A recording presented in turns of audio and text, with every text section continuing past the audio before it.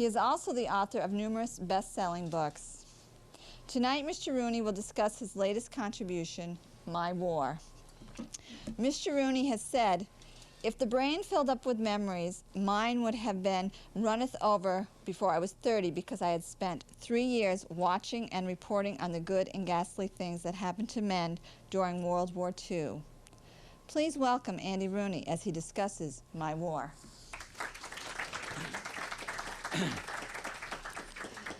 The deal was, as I understand it, I was to speak for a few minutes, and then you can ask me some questions if you have any.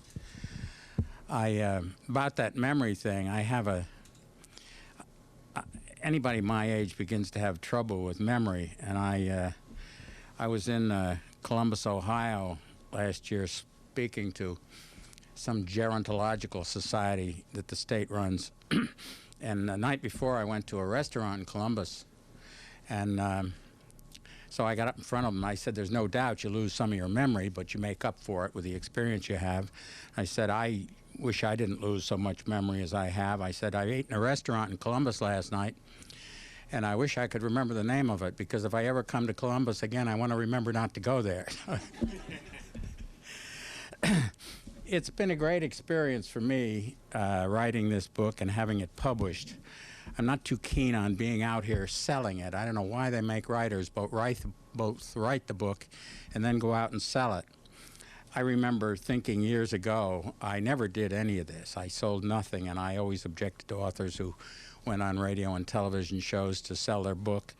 But I have softened on it over the years, and I'm quite surprised at what a pleasant experience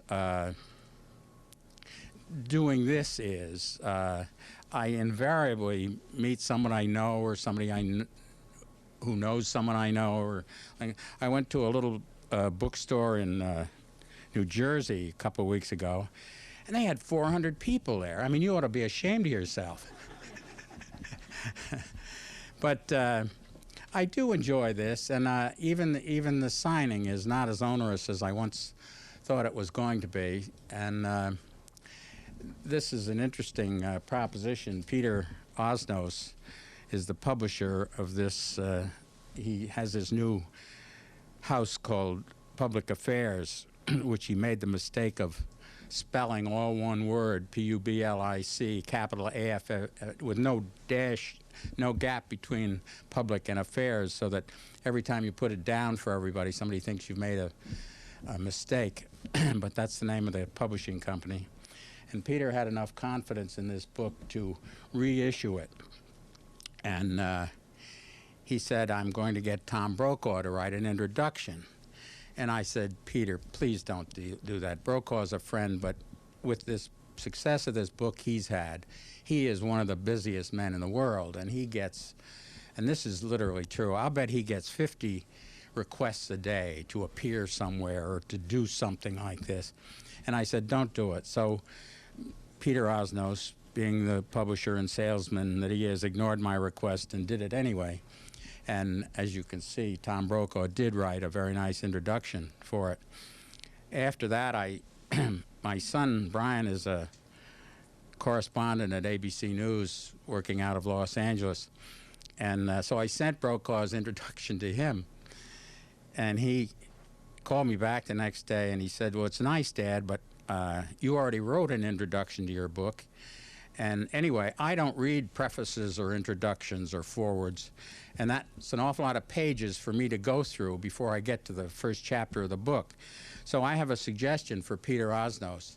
Tell him if he wants to sell the book that bad to put Brokaw's name on the jacket, but don't run his foreword." So, but it's been a pleasure. People ask me why I wrote the book about the war. Was it any kind of a cathartic experience for me? Did I have goblins in the middle of the night waking up and sweating about the war? I did not. I saw an awful lot of the war. I saw terrible parts of the war. But it has never been any kind of a ghost in my past. I wrote the book because it was 4 very important years of my life. I had an experience that very few people ever had, even people in the Army, because I could go anywhere. I flew with the Air Force, And then behind the front lines going across France and into Germany, I had a Jeep and I could go anywhere where the action was. So I saw more of the action than almost anyone except some of the other correspondents who were with me. We were just, unlike today where the Pentagon wants to know what questions you're going to ask before you go up to the front, Eisenhower was smart enough to know that the best public relations he could have for his men was to let the press operate freely. And that's what happened in that war. And it's why we know as much about World War II as we do. Whereas the Gulf War that happened so recently, we know almost nothing about because the Pentagon put a clamp on any kind of information coming out of there.